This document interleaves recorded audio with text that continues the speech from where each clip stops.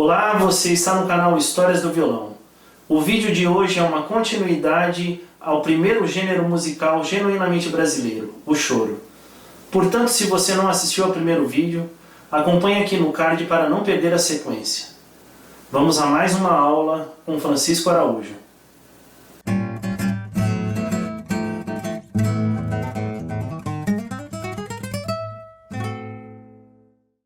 Agora, o choro já não é mais uma forma de tocar. A partir de agora, dessa segunda parte do vídeo, o choro já é um gênero musical com bases estéticas definidas. Ele deixou de ser uma estilização que os músicos davam, os músicos do século XIX, da época de Calhadrán, davam as músicas que eles ouviam nos salões, e agora, no século XX, ele passa a ser um gênero musical. Nasce aí a primeira geração do choro. Ainda a primeira geração, mas com um dos ícones do choro, Alfredo da Rocha Viana, o Pixinguinha. Pixinguinha nasceu em 1897, portanto, em 1915, antes disso, Pixinguinha já era um flautista renomado pela genialidade que ele tinha. As pessoas não acreditam em gênios. Claro, não existe um gênio em cada esquina, mas o Pixinguinha era um gênio. Nada melhor do que Radamés e Atali para dizer isso. Radamés fez uma obra chamada Retratos, que é muito significativa para o choro. Mas enfim, o Pixinguinha então define o choro como um gênero musical. O Pixinguinha dá a configuração e a forma musical para o choro tal como nós conhecemos hoje. Entre os choros famosos, um choro chamado Sofre Porque Queres, porque tem um contraponto de violão, a chamada baixaria, com o próprio Pixinguinha tocando. O próprio Pixinguinha vai tocar na flauta e o acompanhamento de violão é curioso, né? Porque quem acompanha é o Tutti. Bom, o Tutti, Arturo de Souza Nascimento, conhecido como Tutti, para mim, eu não vou entrar no mérito, ele foi o inventor do violão de 7 cordas. E o Tutti deixou inúmeras gravações. Ele foi o primeiro cara que afinou a 6ª corda em dó. Então tudo sinaliza para ele. É muito polêmico essa coisa do violão de 7 cordas, não vou entrar nesse mérito agora.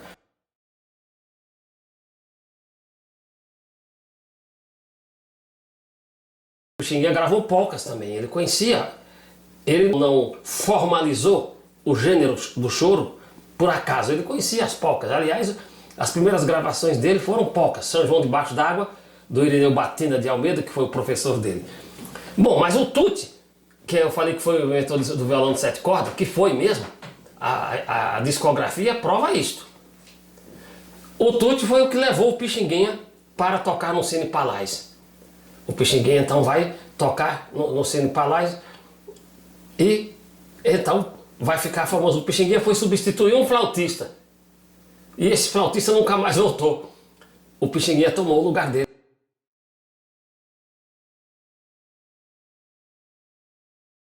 O Brasil inteiro adere ao movimento do choro, ao movimento musical do choro, desta vez, como eu disse, como gênero musical. Bom, e Pixinguinha vai ter o cérebro carinhoso. Bom, e o Pixinguinha fez para a orquestra e botou o nome Samba Estilizado. É um choro, carinhoso é um choro, acima de tudo. E o Pixinguinha pôs uma orquestração por volta de 1918, mais ou menos. Depois, em 1920, nos anos 20, o Pixinguinha regrava, já nas gravações elétricas, ele regrava o Carinhoso.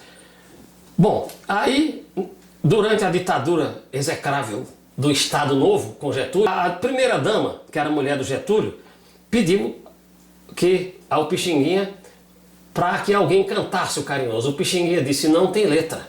Foi a dona Darcy Vargas. O Pixinguinha disse, não tem letra, mas eu vou falar com o Braguinha para fazer uma letra. O Braguinha, o João de Barro, aquele Braguinha que morreu com 100 anos. O Braguinha morreu já no século XXI. Foi o único que ficou. Morreu Noé Rosa, morreu Henrique Brito e o Braguinha ficou. Braguinha tem 1000 músicas, minha gente. Não se sabe qual é a melhor. Não se sabe qual é a melhor. O Carinhoso então vai ser gravado pelo Orlando Silva por volta de 38. O Orlando Silva vai gravar. Sucesso. De novo, faz um sucesso. Ele já é um choro por uma razão. Porque uma polca, veja como o choro se desvencilha da polca. Uma polca você acompanha daquele jeito.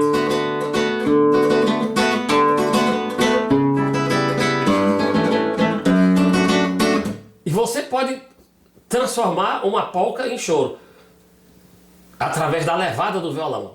A levada, o ritmo que você faz no violão.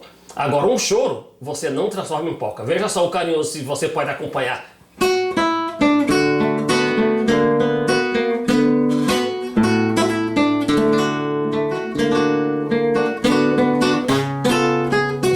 Olha.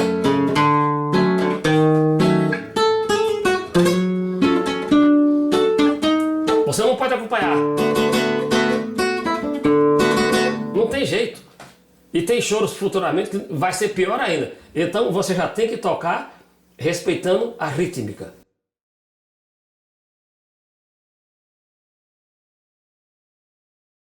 Disseram que o Pixinguinha entrou no jazz, que aquilo não era choro, só por causa disso.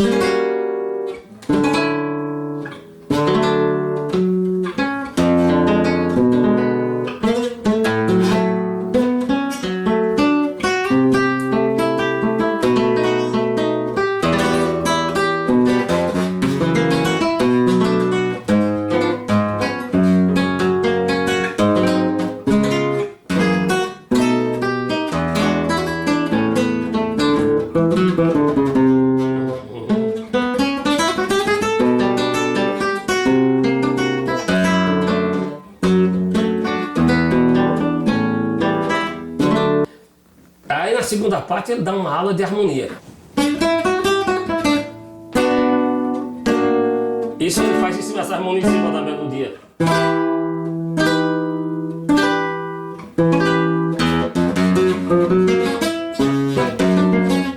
Ele volta pro choro. Você fala que a crítica que veio para Pixinguinha é por conta da dissonância. Da dissonância. Você falou que ele estava com a influência do jazz. Do jazz, porque depois dos Os Oito Batutas, que foi o conjunto que o Pixinguinha dirigiu e que fez um sucesso, Os Oito Batutas era um conjunto musical, um grupo. Pixinguinha, Nelson Alves, o China, irmão do Pixinguinha, o próprio Pixinguinha na flauta e mais dois violões, o Donga. Bom, depois essa formação, a segunda formação dos Oito Batutas, já tinha saxofone, trombone, instrumentos de sopro, já houve uma outra formação no conjunto Os Oito Batutas.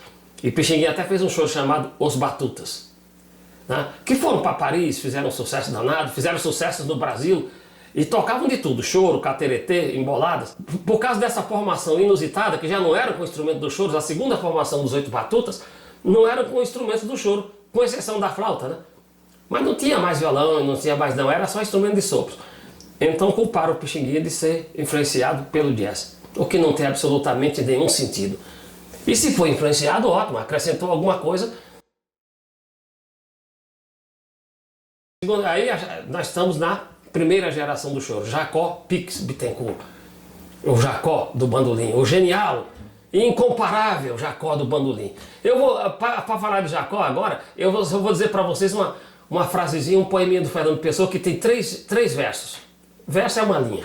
A duração das pessoas e das coisas não está no tempo em que elas duram, mas na intensidade com que elas viveram. Por isso existem momentos inesquecíveis, coisas inexplicáveis e pessoas incomparáveis. Jacó e Pixinguinha são incomparáveis.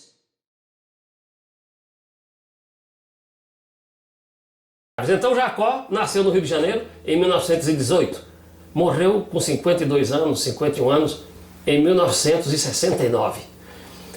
Jacó então vai pegar esse legado do Pixinguinha, que o Jacó é de outra geração, né? Já é da segunda geração do choro.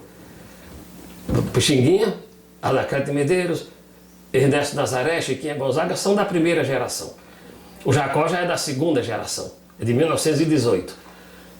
Quando o Jacó nasceu, o Pixinguinha já estava brilhando, né? Então, Jacó começou a se interessar pelo bandolim ainda criança. O primeiro choro que Jacó ouviu, isso é Jacó quem dá essa declaração, não sou eu. Na biografia dele, no Museu da Imagem do Som, ele ouviu um choro do Luiz Americano chamado Numa Seresta. Ele ouviu na casa de um vizinho e pediu para a mãe dele um bandolim. Aliás, pediu que a mãe comprasse para ele um instrumento qualquer musical. A mãe comprou um violino. E ele pegava os grampos da mãe e tocava no violino como se fosse palheta. Usava os grampos do cabelo da mãe como se fosse palheta. Já era genial, né? Já nasceu assim. E aí ele viu numa seresta do Luiz Americano esse choro. Vocês desculpem, nada disso está embaixo do dedo. Peço desculpa novamente aos ouvintes. Mas então, o Jacó ficou ainda menino. Quando ele ouve esse choro do Luiz Americano, o Luiz Americano era saxofonista e clarinetista. Clarinetista e saxofonista, um dos grandes ícones do choro também. O Jacó ficou deslumbrado com isso.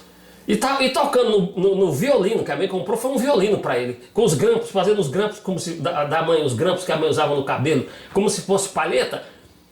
Uma amiga da mãe dele falou, esse menino não quer tocar violino, ele quer tocar bandolim. Aí a mãe comprou um bandolim.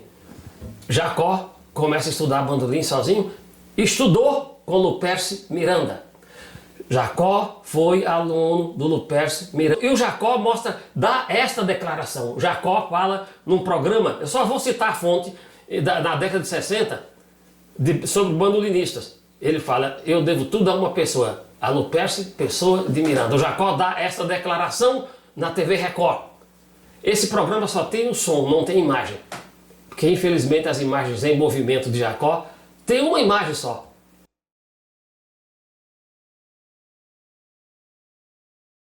Jacó Bittencourt vai para o rádio, funda seu próprio conjunto regional, começa a compor os sambas, isso que é engraçado, sambas e polcas. Também compôs polcas, o Jacó compôs alguma polca. Então, ele vai para o rádio, o primeiro grande sucesso dele na década de 40 ainda, que todo mundo conhece, é o Doce de Coco, um choro.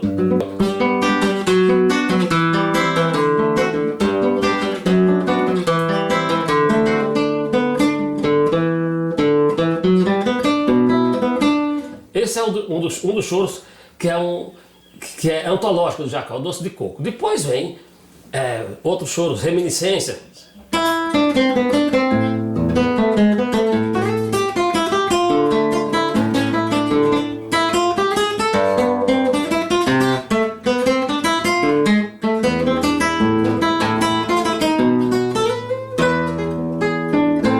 Vem depois Noites Carioca, já da comecinho da década de 60, o choro Noites Cariocas. Depois do Jacó surgirão contemporâneos dele, um cara genial, Valdir Azevedo. Bom, o bandolim no Brasil tem uma história antes de Jacó e depois de Jacó. E o cavaquinho no Brasil tem uma história antes e depois do outro gênio, Valdir Azevedo. Valdir Azevedo, ele começou a se interessar pela flauta. O primeiro instrumento do Valdir Azevedo foi a flauta, né? Porque faz parte do choro, o trio flauta, violão e cavaquinho. E o Valdir Azevedo, de repente, ele foi fazer um teste na rádio, assim, e estudou cavaquinho em poucos dias. Ele foi lá e fez o teste e entrou no conjunto de choro, antigamente chamavam conjuntos regionais, do Dilermando Reis. O Valdir Azevedo. Bom, e daí os sucessos do Valdir é tudo. Ó, eu vou citar apenas os que vocês conhecem. Vocês conhecem o Brasileirinho.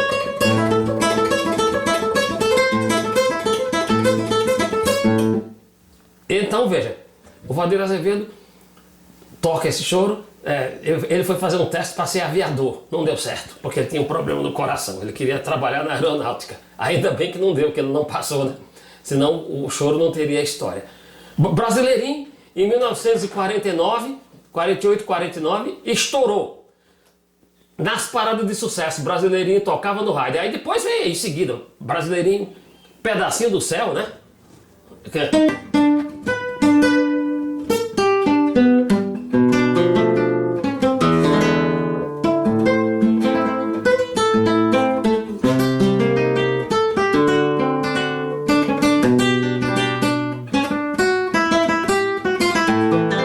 Valdir Azevedo. Bom, aí vem Você, Carinho, Amor, Camundongo, Vê Se Gostas. Olha, tudo sucesso. Cinema Novo, Flor do Cerrado, Contrastes, Nosso Encontro.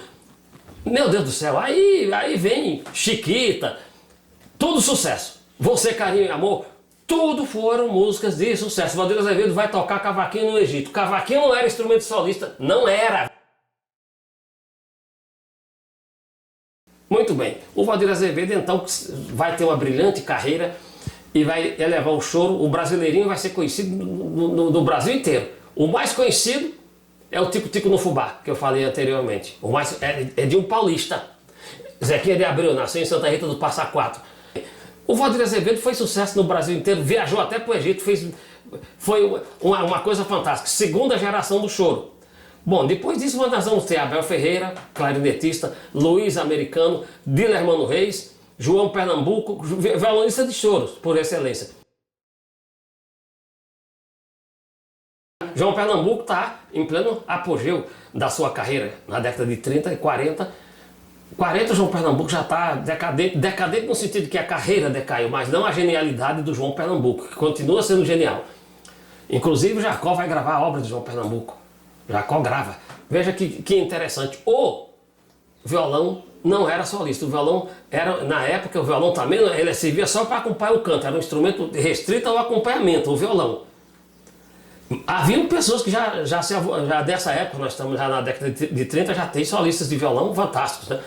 Mas era um número menor. A maioria dos violonistas acompanhavam o canto e o choro. E vejam bem, você vai pegar um choro que nós vamos ver, sabe por que é? Você vai ver, a primeira resposta é a do violão.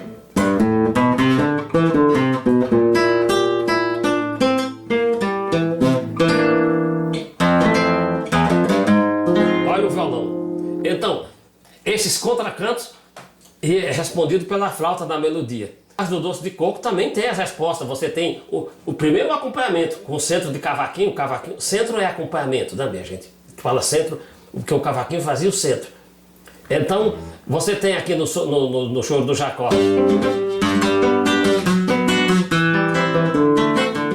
E depois, na segunda parte, essa resposta de violão. Então, o violão já começa a se inserir como instrumento solista. O choro vai causar esse impacto nas pessoas, que mostra que tem que ter o violão. Se não tiver o violão para fazer aquela resposta, aquele contracanto, então aí começa o violão a ter mais uma dimensão que até então não tinha. O choro traz essa dimensão para o violão. Por isso nós estamos falando do choro. Nós vamos ter o Canhoto da Paraíba, que foi um excelente solista. Canhoto da Paraíba. Esse não era o Américo Jacomini. Canhoto da Paraíba, Francisco Soares de Araújo, que deixou uma obra fenomenal dentro do choro. Vamos lá, vamos começar pelo canhoto, a Bisne Rosa, uma valsa.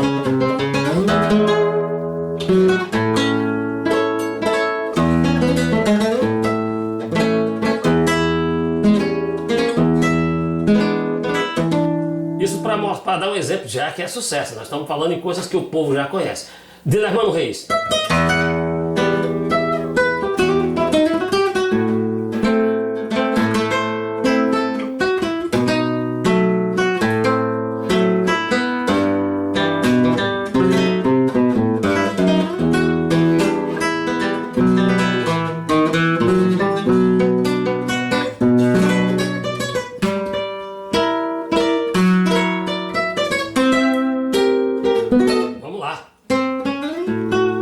Dois Destinos, de Dilermano Reis.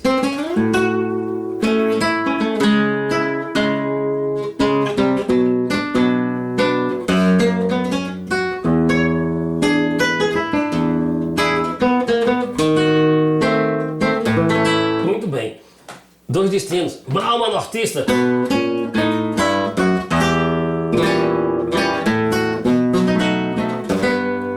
Então, já... Bom, Livino Albano da Conceição, eu não vou fazer tudo. São todas valsas que estão nesse mesmo cenário. Nesse mesmo cenário do choro. E isso também corresponde ao choro. Tanto quanto o choro corresponde à polca, né, que é uma tradução da polca, a valsa brasileira tem uma característica própria porque é uma tradução da valsa vienense. Né? Eu queria que você falasse. Perfeitamente. A valsa brasileira se desvencilha dessas características da valsa vienense. Veja bem, se ela perguntar. Um sujeito que estudava no meu tempo violão, ele tocaria tipo valsa vienense. Olha só que coisa horrível.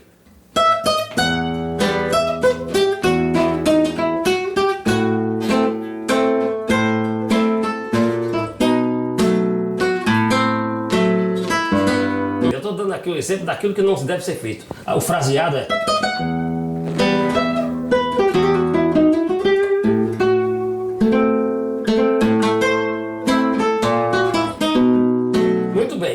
essa valsa brasileira vai ter uma característica com todo chorão vai tocar a valsa brasileira dessa maneira. Essa é a valsa brasileira, a valsa dolente, aquela valsa cantável, aquela valsa de seresta, que desde a modinha vem e não tem aquele ritmo da valsa vienense, absolutamente não tem nenhum vínculo com a valsa vienense. Também tem as valsas virtuosas, aquelas valsas que eles chamam de turbilhão. A valsa vienense, ela tem um ritmo totalmente assim. A valsa francesa também. Então, é para dançar. A valsa brasileira não, ela é para se ouvir.